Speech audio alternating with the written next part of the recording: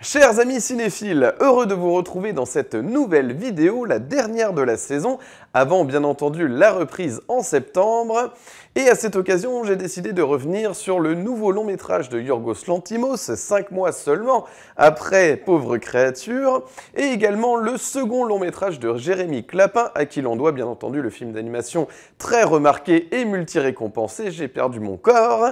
Et c'est ce qu'on va voir aujourd'hui dans les films du vendredi, Kinds of Kindness et Pendant ce temps sur Terre.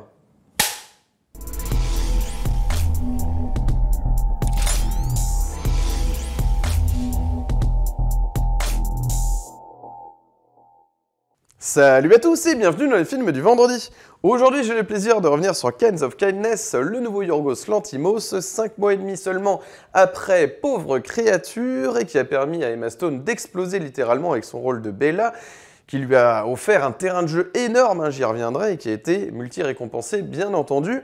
Il y aura également Pendant ce temps sur Terre de Jérémy Clapin, qui signe son deuxième long métrage, et qui passe ainsi de l'animation à la prise de vue réelle, même si son nouveau film conjugue les deux, comme on va le voir aujourd'hui. Et je commence tout de suite avec Kinds of Kindness, du cinéaste grec Yorgos Lanthimos, qui revient très peu de temps après Pauvre créature pour nous livrer une nouvelle histoire, même 3 histoires, puisqu'il s'agit d'un film à segments qui vont avoir pour thème l'emprise, la manipulation, la perversion comme à l'accoutumée, et qui peut-être, si on cherche un sens un petit peu à tout ça, parle aussi de la déviance de notre société, de plus en plus déviante peut-être. C'est ce qui va être un peu plus compliqué sur ce film, c'est d'y trouver un peu du fond. Voilà, je donne déjà un petit peu les faiblesses peut-être du film d'emblée, mais c'est ça. Sinon, effectivement, nous avons 3 segments distincts. En général, au cinéma, on sait ce que ça vaut un peu, ce concept-là, c'est pas toujours très habile. Rappelez-vous, Contes du hasard et autres fantaisies, il y avait des histoires qui se tenaient plus que d'autres.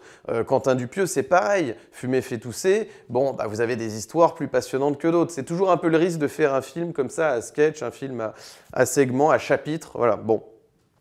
Surtout quand les histoires sont différentes les unes derrière les autres. Parce que là, ça donne vraiment l'image de 3 moyens métrages mis bout à bout, en fait, si vous voulez. Voilà. Mais c'est toujours barré, décalé, il y a cet humour noir, c'est vraiment de la comédie noire un peu j'ai envie de dire, peut-être les frères Cohen, enfin, vous voyez, le côté Fargo, le côté peut-être un peu tarantinesque avec cette violence.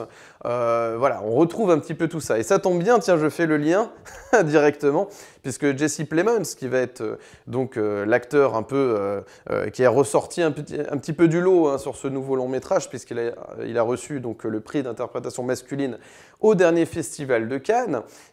Comme je parlais de Fargo, ça tombe très bien, puisque lui-même a commencé à se faire connaître dans la saison 2 de la série dérivée du film. Voilà, donc vous voyez, la boucle est bouclée. Jesse Plemons qui continue aussi son ascension, on l'a vu bien sûr dans Civil War avec la scène très remarquée. Il avait été changé à la dernière minute par Kirsten Dunst bien sûr, qu'il avait suggéré au cinéaste bien sûr. Et il y avait The Power of the Dog de Jane Campion, enfin voilà. Il continue donc son ascension. Moi c'est drôle parce que j'y vois vraiment une espèce de résurrection de Philip Seymour Hoffman, je sais pas, c'est peut-être ses tics de visage, etc. Bon, je sais pas. En tout cas, moi c'est un acteur qui me plaît bien. Et donc, il va être très présent dans le premier segment, on va vraiment s'intéresser véritablement, je pense, à son personnage dans le premier segment, qui est celui, en fait, d'un employé qui se fait totalement manipuler, en fait, par son patron, interprété par Willem Dafoe, qui est très très fort, toujours dans les rôles de psychopathe. Et il est drivé totalement, sa vie est drivée par ce patron. Il a une femme qui lui est imposée, une maison qui lui est imposée. En plus, sa femme n'a pas le droit d'avoir d'enfants, donc il a une drogue à lui donner pour que, à chaque fois, elle fasse des fausses couches. Enfin, c'est absolument abominable. C'est à chaque fois des histoires sordides, vous le verrez. Et donc, un jour, son patron va lui donner une mission criminelle, celui d'anéantir un homme, de tuer quelqu'un. Et évidemment, évidemment, notre personnage principal, notre protagoniste, n'est pas prêt à commettre un crime. Hein, voilà, il le dit clairement. Et là, ça va remettre en question, évidemment, eh bien, sa position voilà, envers ce patron, etc., son travail. Enfin voilà, ça va remettre beaucoup de choses en question pour lui. Et toute sa vie étant drivée par cet homme, il est dépendant, hein, véritablement, de cet homme. Donc c'est ça qui est terrible, c'est de voir aussi cette dépendance qui va être critiquée, en tout cas montrée. Parce que le film, à chaque fois, a un petit peu du mal véritablement à questionner, je dirais. Il est très brut de décoffrage, ce qui permet d'avoir des séquences très barrées, que le spectateur finisse un peu par parfois rire nerveusement, parce que c'est ce que cherche Lanthimos, clairement, sur ces 3 segments, on va pas se mentir. Et donc ça fonctionne plutôt bien sur l'exercice de style. Mais vous allez le voir, voilà, il va petit à petit aussi avoir une question de se demander parfois quel est véritablement le fond de ces histoires, en fait, véritablement, voilà. Donc, il va continuer son petit bonhomme de chemin à essayer de faire une sorte de mimétisme en fait, de sa vie, du début de sa vie romantique avec cette femme, de recréer, parce qu'en fait, petit à petit, il va essayer en fait, de changer sa situation pour arriver à reconquérir le cœur de son patron, en fait. Hein, c'est absolument très barré, et la séquence finale, vous allez le voir, va vous conforter dans l'idée que Lanthimos cherche à vous faire rire, quelles que soient les situations dramatiques et sordides que vous allez voir. Donc jusque-là, tout va bien. Deuxième segment, vous allez voir donc cette fois-ci Jesse Plemons dans le rôle d'un policier qui a perdu sa femme donc dans un naufrage et du jour au lendemain on va lui annoncer qu'elle est de retour. Donc il va voir sa femme et puis il va se poser des questions, est-ce vraiment véritablement sa femme, sachant qu'elle n'est pas capable de rentrer dans ses chaussures, que normalement elle n'aime pas le gâteau au chocolat et puis là, elle adore le gâteau au chocolat, enfin voilà, il va se poser des questions. Et au fur et à mesure, eh bien, il va essayer de retrouver sa vraie femme, parce que selon lui, c'est pas la vraie. Voilà. Donc, je pense que le deuxième segment, c'est clairement de la pure blague. Voilà, je pense que, pour le coup, il y a des histoires qui sont un petit peu moins réussies que d'autres. Et la troisième, moi, qui plutôt, pour le coup, en termes de comédie noire, était vraiment à son paroxysme, hein, c'est vraiment puissance 1000. C'est l'histoire d'une secte, avec ce gourou, Omi, interprété toujours par Willem Dafoe. Hein. Il interprète brillamment, encore une fois, les psychopathes. Ça lui va super bien. Et donc cette fois-ci, Jesse Plemons et donc Emma Stone vont camper eh bien, des membres d'une secte en fait, qui cherchent une sorte d'élu qui leur permettrait de ressusciter des cadavres, en fait. C'est ce qui leur manquait dans leur secte, hein, vous voyez, en gros, c'est d'avoir une personne pour ressusciter les morts, voilà, au cas où ça peut servir. Donc déjà, c'est encore très décalé. Donc vous voyez, on rit, mais on rit, vous allez voir, nerveusement, c'est-à-dire que c'est quand même assez sordide. Il y a des scènes violentes, il y a quand même toujours des scènes de sexe, parfois voilà, des violences sexuelles en plus, enfin il y a un peu toutes sortes de trucs, voilà. Mais encore une fois, hein, la comédie noire, c'est ça, hein, vous allez voir des choses sordides et vous allez parfois vous mettre à rire nerveusement parce que ça va trop loin, parce que il y a un décalage tellement énorme, voilà, hein, c'est fait exprès. Donc voilà, l'exercice de style, encore une fois, est réussi, selon moi. Je pense que ça fonctionne plutôt bien à ce niveau-là. Par contre, il y aura toujours la quête de fond. Hein. Voilà, je suis désolé, mais voilà. Alors après, évidemment, avec toute la sphère intellectuelle autour du cinéma, je ne me fais pas trop de soucis. Il y aura toujours matière à intellectualiser. Mais voilà, je pense que Lanthimos, en fait, s'offre une récréation après le carton de Pauvres créatures, en gros, qui a été un gros film qui a bien marché, je pense, globalement au niveau du grand public, au niveau des critiques, presse, etc. Je pense qu'il s'offre une récréation avec ce film, qui se lâche totalement, et je pense que voilà, c'est pas grave d'avoir un cinéma un peu plus brut, un peu plus punk, rebelle. On sent qu'il veut choquer un peu le spectateur, le remuer un petit peu dans tous les sens. Et voilà, je pense que c'est efficace à ce niveau-là, c'est réussi à ce niveau-là. Je pense qu'il y aura, ça va un peu, voilà, je pense que ça va diviser clairement. C'est un film qui va diviser. Il y aura ceux qui vont adorer parce que exercice de style, ceux qui vont détester pour l'absence de fond. Voilà, mais voilà, je pense que c'est intéressant de voir. Moi, je continuerai à voir les films de Lanthimos. Clairement, je trouve qu'à chaque fois c'est déstabilisant, il arrive à créer, et ça c'est quand même les capacités d'un cinéaste, d'arriver à créer des émotions chez le spectateur, à le sortir de sa zone de confort, à le remuer, mais à chaque fois c'est jamais sans émotion, hein. Même si c'est des émotions contradictoires, et inversement, enfin vous voyez, il vous retourne dans tous les sens en fait. Mais c'est pas inintéressant. Donc pour moi, bah, je valide quand même sa proposition, hein. Comme vous le savez sur cette chaîne, hein, prenez les films pour ce qu'ils sont, je prends le film pour ce qu'il est. Là, pour le coup, voilà, c'est un film à segments, à sketch, qui ont à chaque fois le fil conducteur eh bien, de ces thématiques d'emprise, voilà, de déviance, de personnages marginaux, hein, c'est rien de le dire. Véritablement, ça fonctionne à ce niveau-là, voilà. Notamment l'utilisation de la musique du Rhythmix, hein, bien sûr, Sweet Dreams, avec les paroles, bien entendu, qui font écho à la cruauté, à l'emprise, la manipulation des personnages, hein, bien sûr. Hein, je rappelle le premier couplet, hein, Some of them want to use you, donc certains veulent t'utiliser, donc c'est le cas du premier segment, quand je reprends les paroles de Sweet Dreams. Some of them want to get used by you, donc après il y a des personnages qui vont vouloir être utilisés, hein, cette femme dans le deuxième segment. Ensuite, some of them want to abuse you. Il va y avoir justement une scène eh bien, violente, criminelle, dans le troisième segment, violence sexuelle. Donc voilà. Donc en fait, les paroles de Rhythmix, on sent qu'ils s'en amusent. En introduction, vous allez avoir Sweet Dreams, ils s'en amusent. Et c'est vrai que là, pour le coup, c'est vraiment l'exercice de style qui est à souligner. Après, effectivement, il y a aussi un autre élément, ça va être ce personnage d'RMF, vous allez le voir, j'en dis pas plus. Il y a un personnage, en fait, qui va être aussi une sorte de leitmotiv pour justifier les 3 chapitres, en gros, jusqu'à cette séquence post-générique, qui va justifier le titre du 3e segment, donc il faut rester jusqu'à la fin, voilà.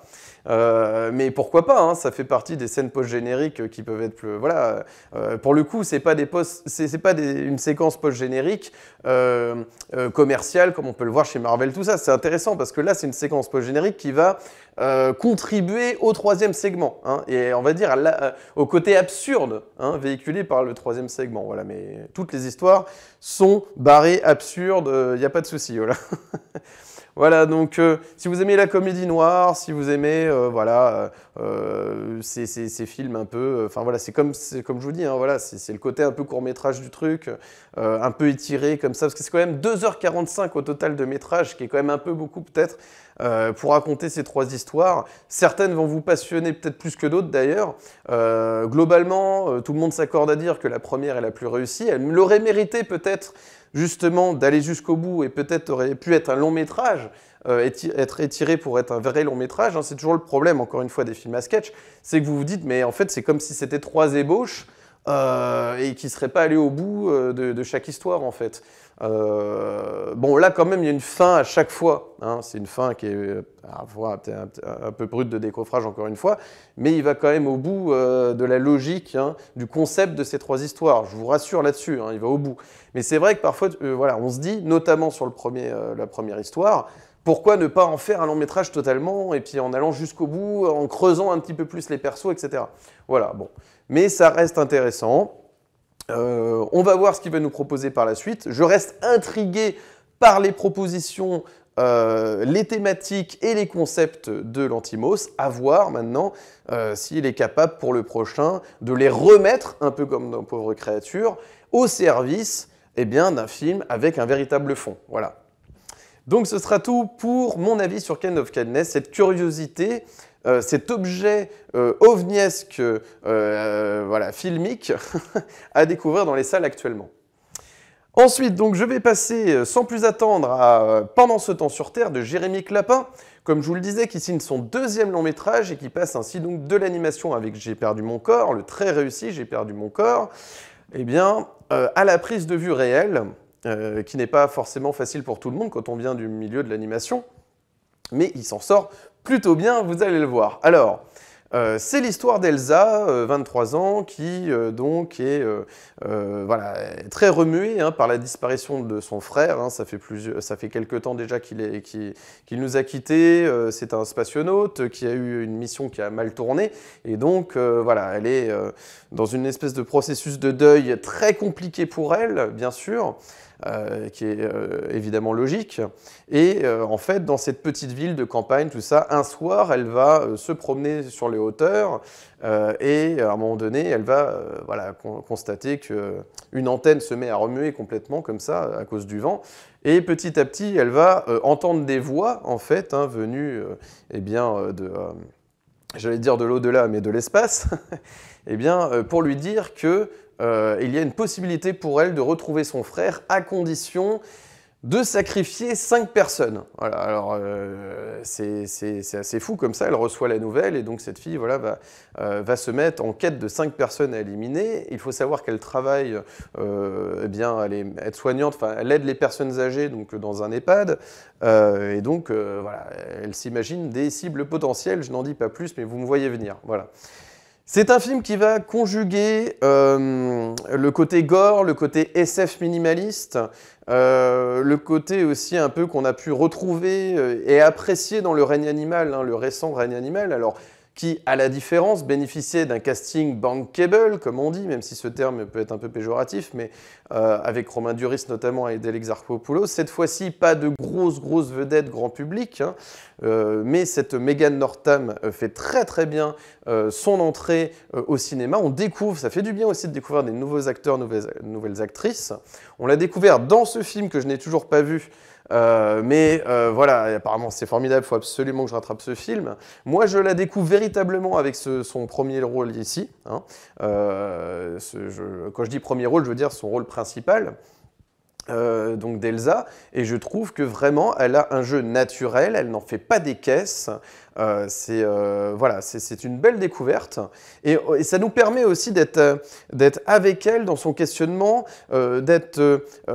d'apporter ce côté réaliste en plus à cette histoire, c'est-à-dire que effectivement de mettre le contexte réaliste sans grands effets, c'est-à-dire que vous n'avez pas d'effets spéciaux à outrance, de VFX, voilà, d'effets à tout va, non, vous avez juste ce qu'il faut dans les moments où on ne peut pas faire autrement, c'est-à-dire que pour raconter un événement surnaturel, on va vous en mettre un tout petit peu, mais par parcimonie, et dans des moments où il n'y en a absolument pas besoin, et que on peut faire confiance au spectateur pour compléter les images manquantes, j'ai envie de dire, eh bien ça fonctionne très bien, notamment dans cette séquence de forêt où il va y avoir un balisage de la part d'Elsa, hein, elle va baliser tout un chemin qui va être dicté par les voix venues de l'espace.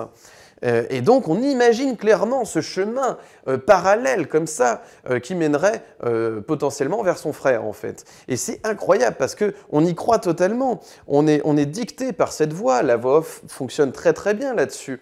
Donc il y a des procédés cinématographiques simples, minimalistes, mais qui ont une force incroyable à la manière d'une musique lo-fi, vous savez, qui aurait une mélodie de fou extraordinaire, mais avec des moyens très simples, avec des instruments peut-être de la vie de tous les jours, enfin, je sais pas, ça peut, vous savez, hein, le lo-fi, ça peut être, je sais pas moi, un bruit de boîte de conserve, n'importe quoi, mais la mélodie est tellement forte que ça fonctionne en fait, avec peu de moyens, hein, c'est ça que je veux dire.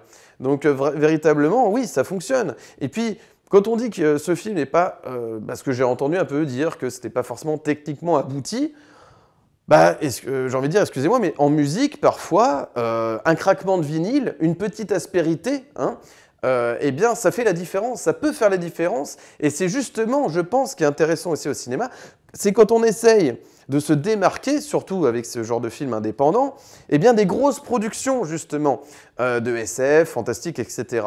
C'est ce qu'avait réussi aussi Vesper Chronicles, hein, en un sens. Vraiment, avec son histoire voilà, très bien écrite, touchante, mais avec peu d'effets, en fait. Peu d'effets qui ne sont pas toujours, d'ailleurs, les bienvenus. Parfois, ils sont utilisés vraiment pour justifier le budget hein, dans certains films. Moi, j'aime bien ce côté minimaliste, ce côté réaliste.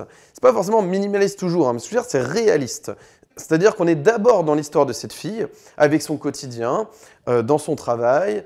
Comme elle le dit, elle manque d'ambition, donc peut-être que c'est ça qui fait qu'elle reste focalisée. En fait, elle a un traumatisme tellement fort avec la perte de son frère, avec qui elle était donc fusionnelle, qu'elle va se mettre évidemment à en faire une quête d'existence, en fait, de le retrouver, en fait. Donc c'est tout à fait normal.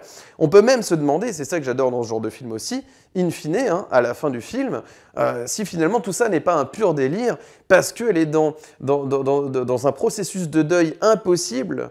Quand on perd un être cher, voilà, ça peut être très très compliqué, très très dur. Ça peut mettre des années, voire jamais, pour s'en remettre en fait. Donc il y a une très très belle métaphore là-dessus. Il y a un côté métaphysique totalement sur ce film qui fonctionne totalement. On se pose véritablement les questions de la rationalité.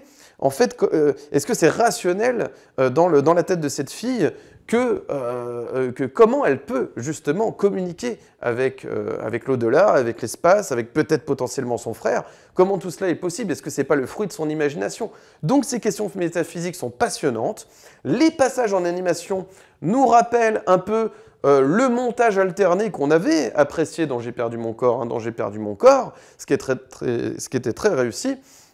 C'était justement ce montage parallèle entre l'aventure que vivait cette main à travers Paris, les égouts, les escaliers, etc., les rats, etc., avec le parallèle avec la vie de Naoufel, le personnage principal, avec évidemment sa quête aussi. Il y avait aussi une sorte de deuil avec la perte des parents, sa quête amoureuse, etc. Tout ça avec le son, le magnéto. Et donc ce parallèle entre les deux vies, en fait, la main qui cherche son propriétaire, Naoufel aussi qui vit sa propre histoire, en fait, en montage alterné. Et bien là, c'est pareil. J'aime beaucoup, justement, que le montage alterné utilise deux processus cinématographiques, qui est la prise de vue réelle et l'animation, dans lequel on découvre les projections un peu mentales, les rêves, en fait, d'Elsa, qui s'imagine, en fait, une belle aventure spatiale avec son frère. On la voit même matérialisée avec des antennes comme ça, comme c'est une sorte de martienne, un peu comme on a l'habitude de voir dans les films de SF.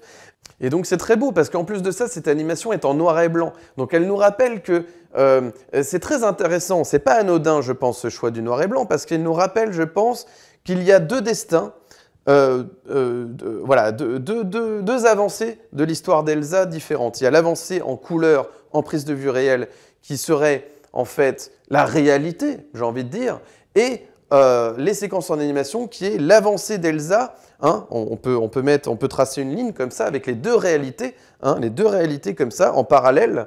La réalité avec son frère dans l'espace à vivre des aventures incroyables. Voilà. Et donc, je pense que c'est pas anodin.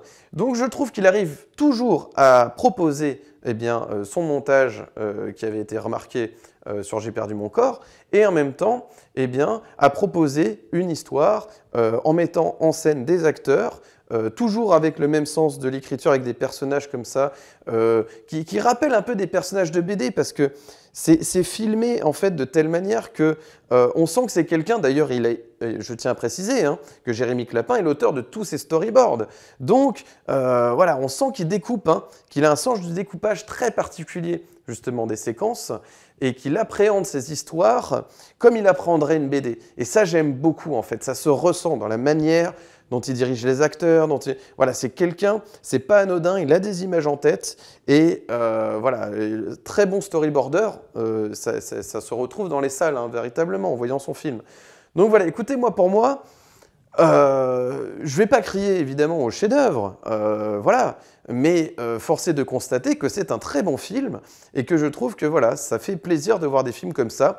Donc c'est intéressant de voir un peu cette French touch se dessiner, du cinéma indépendant comme ça, qui essaie de flirter avec le genre, un peu comme Thomas Caillet, c'est ça, de mémoire, avec Le règne animal, maintenant Pendant ce temps sur Terre. J'aime beaucoup en fait ces cinéastes qui se mouillent un peu comme ça, essayer de faire des choses un peu différentes. Il y a eu aussi, alors, beaucoup moins réussi, je dois l'admettre, mais qui avait au moins réussi à créer une atmosphère très forte, c'était pour Les Particules. Pareil, le cinéaste des Particules, voilà, et c'était un peu cassé la gueule, je pense, au niveau critique, c'était pas terrible, mais moi j'avais été fasciné, voilà, c'est pour le coup, voilà, c'était vraiment ovniesque aussi, pareil, c'était très particulier. Il a arrivé à créer de l'étrange, en fait, avec des séquences très réalistes, et moi j'aime beaucoup ça. Véritablement, c'est comment créer de la métaphysique comme ça, des éléments métaphysiques avec des séquences très réalistes en fait. Voilà. Donc voilà, écoutez, moi ça me passionne, je suis très intrigué de voir justement quel va être son prochain film, donc je continuerai également à voir les films de Jérémy Clapin. Et je terminerai là-dessus, les amis, donc sur ces deux films, voilà, Kinds of Kindness Et pendant ce temps sur Terre, n'hésitez pas à vous faire votre propre opinion. Moi, j'aimerais bien justement voir dans les commentaires ce que vous en pensez. N'hésitez pas, c'est fait pour ça. Et comme vous le savez, je lis toujours avec attention les commentaires. Je finis toujours par vous répondre, donc n'hésitez pas. Si vous avez aimé cette vidéo, n'hésitez pas à mettre un petit like, de vous abonner, d'activer la cloche pour ne manquer aucune nouvelle vidéo et de me suivre sur Instagram, Steph_LFDV. N'hésitez pas à m'ajouter sur Instagram afin d'être tenu informé des prochaines vidéos sur la chaîne ou tout simplement pour accéder à mon contenu. J'étais un petit peu absent ces derniers temps, navré, mais je pense voilà, qu'on termine en beauté donc cette nouvelle saison des films du vendredi avec ces deux films que j'ai sélectionnés pour vous. Alors évidemment, ça met de côté d'autres films, hein, comme la suite de Vice Versa, comme Horizon, le western de Kevin Costner, qui en plus est voué à être une saga. Donc voilà, mais je pense que j'ai fait le bon choix. Personnellement, n'hésitez pas à me dire aussi ce que vous avez pensé des deux films du jour. Si le choix des films aussi vous plaît, n'hésitez pas à me faire vos remarques, hein, c'est le moment. Voilà, je lis toujours vos commentaires avec attention. Et je prends vos remarques avec grand plaisir pour la rentrée en septembre. Donc en attendant, il ne me reste plus qu'à vous souhaiter un excellent vendredi, un excellent week-end et d'excellentes vacances estivales. Et comme toujours, d'ici la prochaine vidéo, n'oubliez pas, prenez les films pour ce qu'ils sont. Allez, ciao!